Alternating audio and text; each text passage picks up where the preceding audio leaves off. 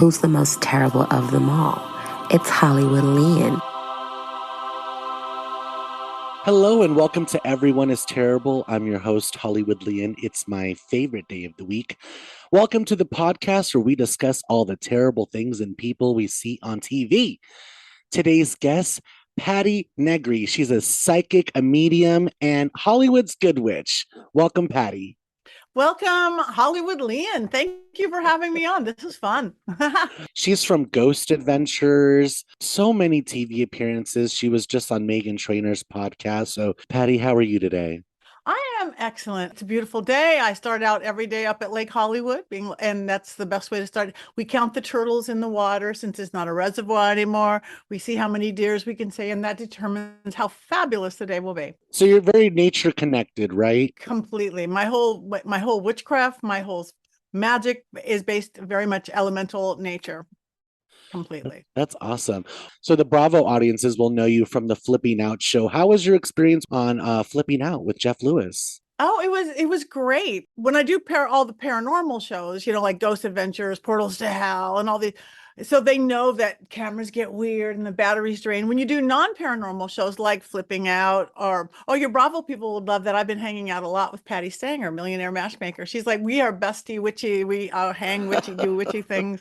We just did a love, sex, magic thing. But Jeff Ooh.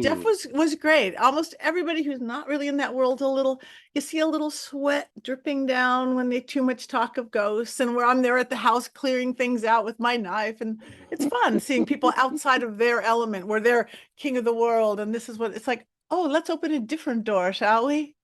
So, but he was really sweet. For my terrible TV recommendations, I recommend you watching Ghost Adventures House Calls. It's a new spinoff. I feel like I kind of grown up with the boys because I saw their very first episode, and up until where they are now, it's so great to see the progression. Yes. And this spiritual growth. Like, I feel like Zach started off as just a regular paranormal investigator, and now, like, I feel like he has abilities, he's sensitive to the other side. What's it like for you to see someone kind of grow into their own spiritual? It is beautiful, and they certainly have, and I think that's kind of my job in life, not to be on this TV show or that TV. It's like, show people that there is so much more, and they start discovering anyway. Watching how Zach has grown, and all the guys, Aaron, Billy, Jay, and their new spinoff, the House Calls, they get to show a little bit more of that. Do you think because we're all creative, our spiritual side is more open? Yes. Yes. As think artists, we can tap in easier than the normal Joe.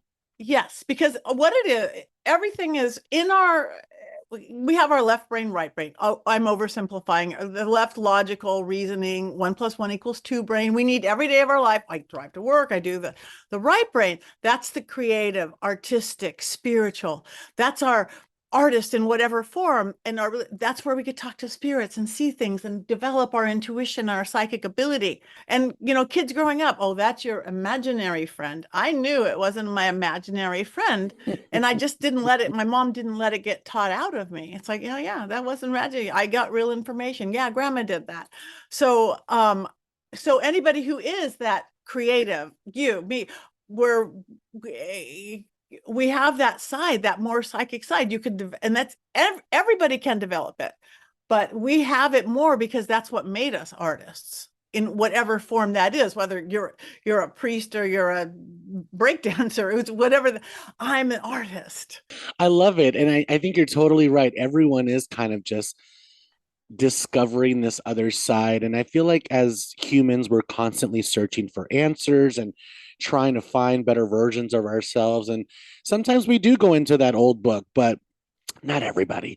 Some of us look into other beings and the more spiritual senses, and fairies and gnomes and dragons. Patty's into dragons, everybody. I'm a dragon girl. I'm a fairy girl. I'm a gnome girl. Yes.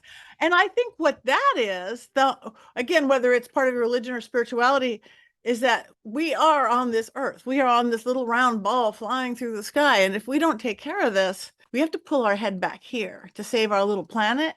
So people who aren't into like gnomes and fairies and dragons are going, I saw a gnome. It's real. Yeah. It's always been real. Yeah. Whether you believe it's a little guy and little things or the energy thereof, same as dragons and fairies and everything else. But I think we need an awareness of this planet that we're on.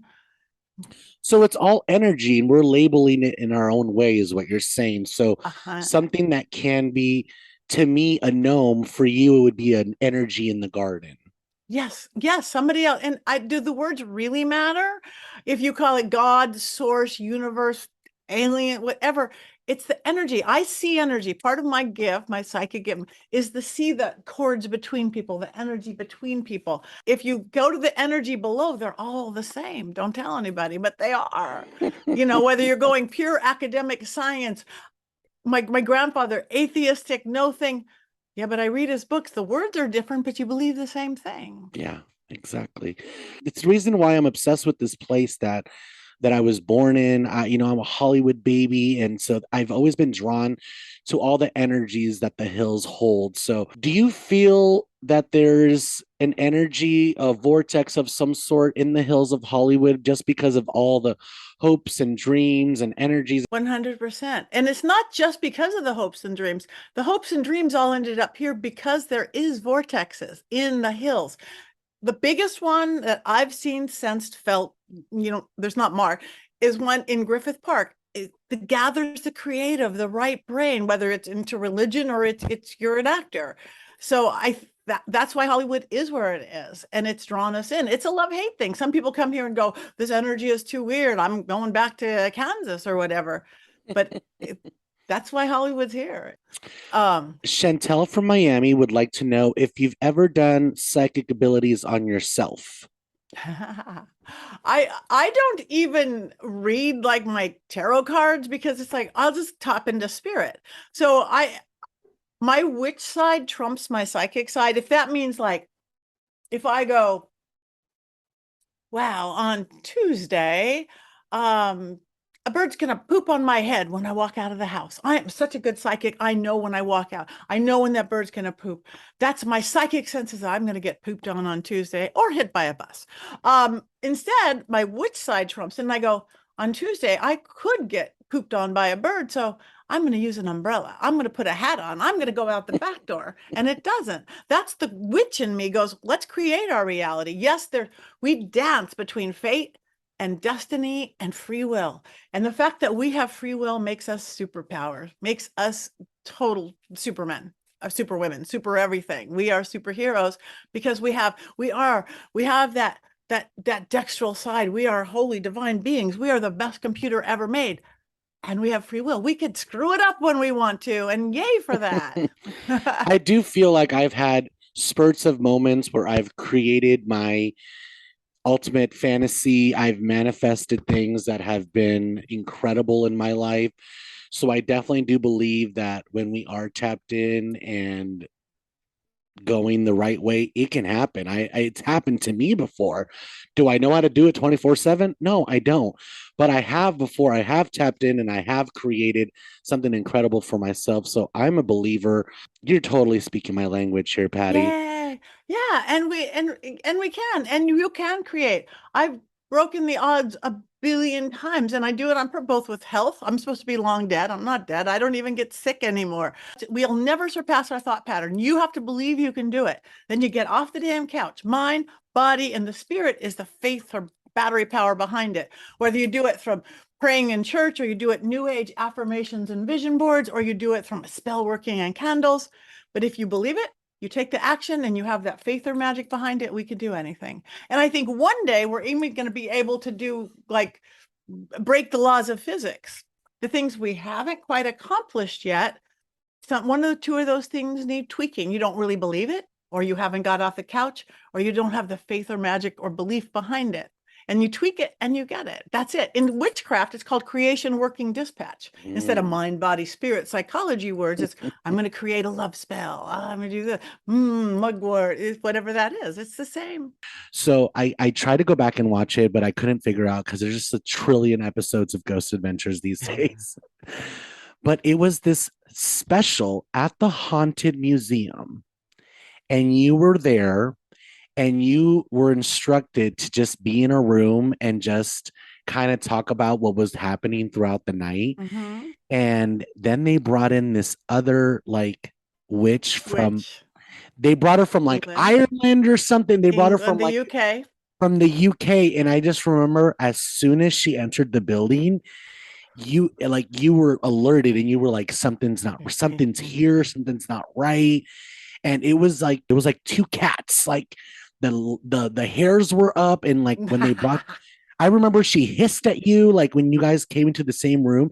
Can you talk about that a little bit? Because it freaked me out, and Yeah. I was like, what is this? Like, And he did that to me twice. Yeah, that was it, and twice, both of the thing. So again, I never know where I'm going ever. That's so legitimate. I'm blindfolded if I have to be. I did not know anybody else in the building, so I was in that little gypsy wagon in his beautiful museum, and I'm seeing somebody on the floor, a baby lady. I'm seeing what's going. Bloody Mary that I didn't know was there. Was there with a doll, and Father Sebastian, now my best friend. I've even worked into his was on the floor and all this stuff. And then I'm just doing what I see, and then Zach is like, Patty, come with me. I want you to meet somebody. And we're running through the dark. You guys, it is so dark.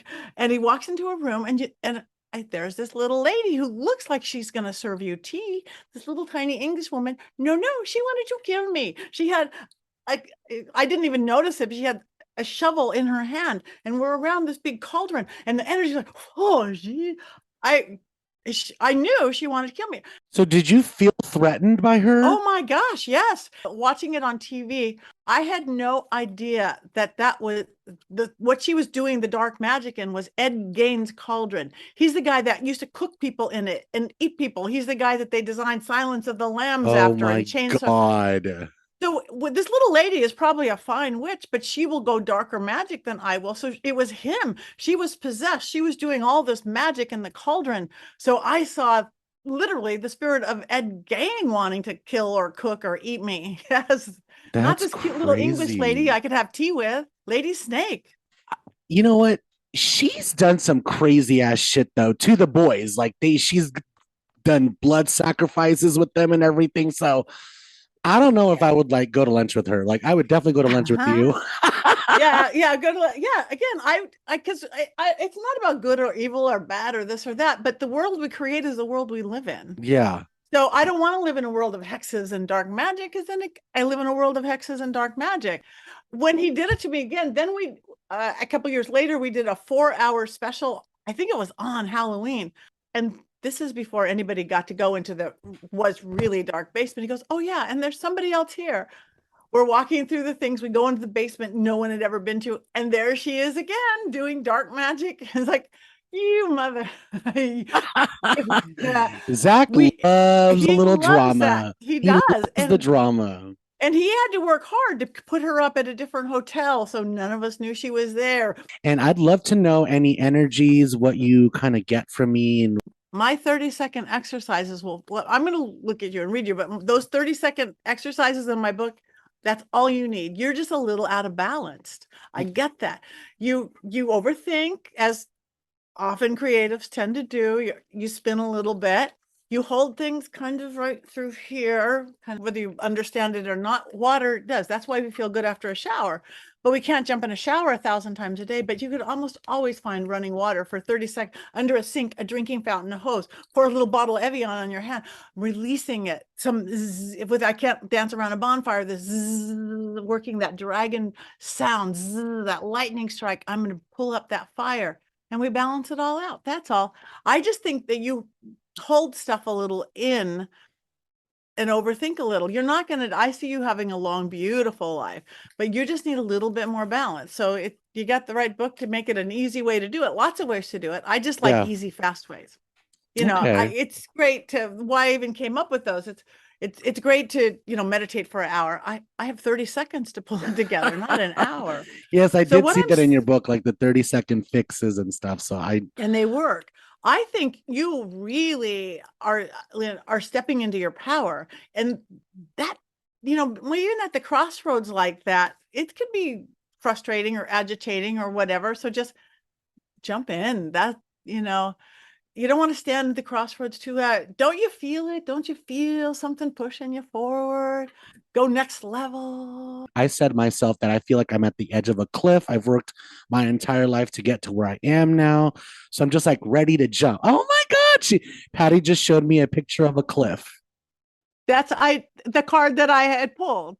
As somebody getting it, but you're not jumping off a cliff, you're climbing up the cliff. Something new. Follow your passion, follow your heart. You're stepping into your strength, truly, and that creative side of yourself, and guide by your heart. You have an amazing heart that's never going to lead you wrong. We think with our head, which is colored by all our upbringing and belief systems. We think with our gut, which is kind of that survival level. When we think with our heart, it's our truest. And they are proving that there's actually thinking muscles in our heart. Science is catching up. But no, you are. I agree with him wholeheartedly. You are a time to go for it. Crank it up. Pull up the dial. Turn it up to 11. Breathe into it. That's exactly what those 30 seconds, but you are really ready to jump in. You do that mind, body, spirit, creation, working dispatch, whatever you want to call, just balance it all out, roll around on the ground, and jump. Fear, I don't even see that you're that fear driven. You just get more self-judgmental. You have a woman who wants to help you through it on the other side. She could have been a grandmother kind of person, whether she was a real grandmother or not. She's like pushing you through it. And when you get like that, because I kind of see where the chinks in our armor come in. 7 years old. Do you remember something that it wasn't tragic? You weren't abducted by aliens. Do you remember something that upset you a little bit when you were 7? Did you move, have a change of family dynamics? 7-ish. You look 7 to me. Yeah, so childhood was weird because I always felt scared. It's your 7-year-old. So I don't know if do you have a bathtub? This is the bath is in my book, a white bath, but not what I'm telling you to do. So fill a nice hot tub, light a candle showing you're doing something sacred. Put a little handful of salt for cleansing, a little handful of sugar for sweetness, a cup of milk for nurturing. You will definitely feel like breakfast cereal, salt, sugar, milk. You could rinse off. Shut down your chatty left brain. Shut down. Don't worry about remembering it correctly. It's going to be perfect, whatever it is. If you think you're making it up, get naked. Of course, that's how you get in the bath. Get in the bath.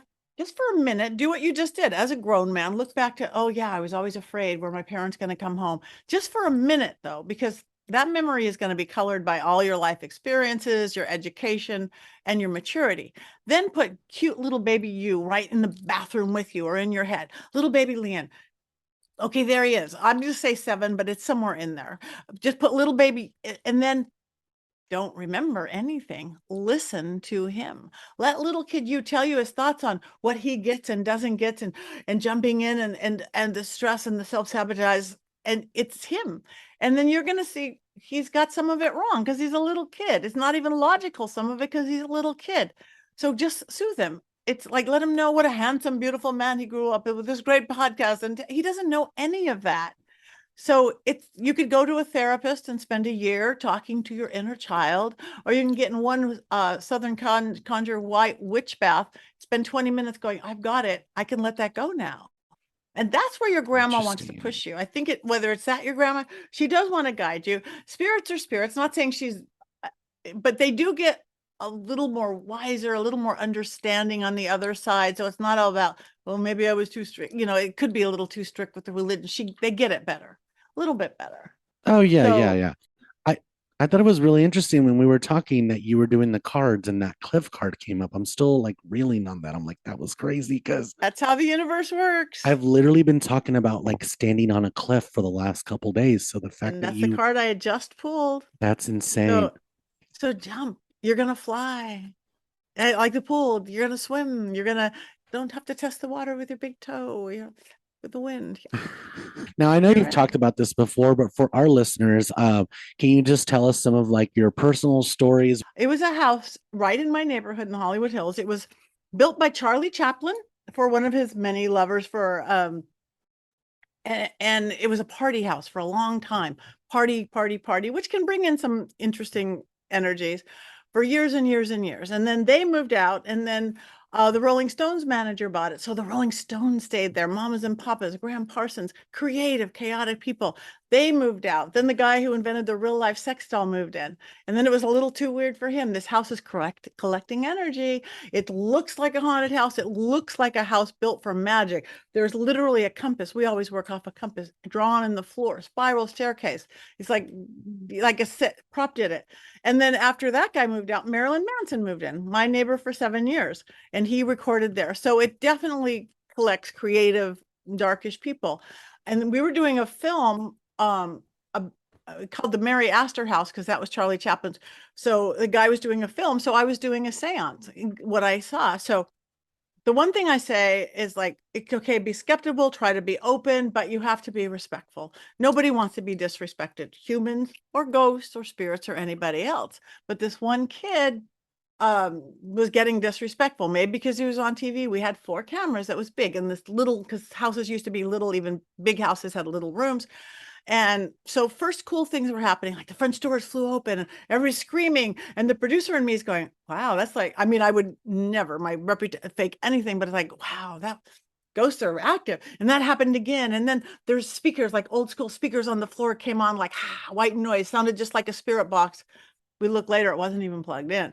But it's building, and I'm feeling the tension building, trying to keep control, because I'm like the driver of the boat. I'm seeing the energy, what I let in, what I don't let in. I'm orchestrating. But this kid we were getting some dark stuff that happened in the dirt basement, and it's always the dirt basement. That's where Marilyn, and working a Ouija board, which again, I've used safely. It's safely since I was a little kid. But he said something really horrible, really crazy, and not him, but the cameraman facing him burst into flames. He was not standing in front of a fireplace, like angel wings of fire in a V. So everybody's screaming. 2 cameras caught it. I'm like, drop and roll. And I'm calling in my protectors, and I'm calling in, shut it down. We're done. I don't care if this is not okay. No one burst into flames on my watch. This is not okay. I know what I'm doing. But the guy who caught on fire, who was a super skeptic, was like, this is so cool. I've caught on fire. This is like Spinal Tap, spontaneous combustion. Oh my God. I'm okay. I have a sweater. I could put it on. The shirt flipped off in.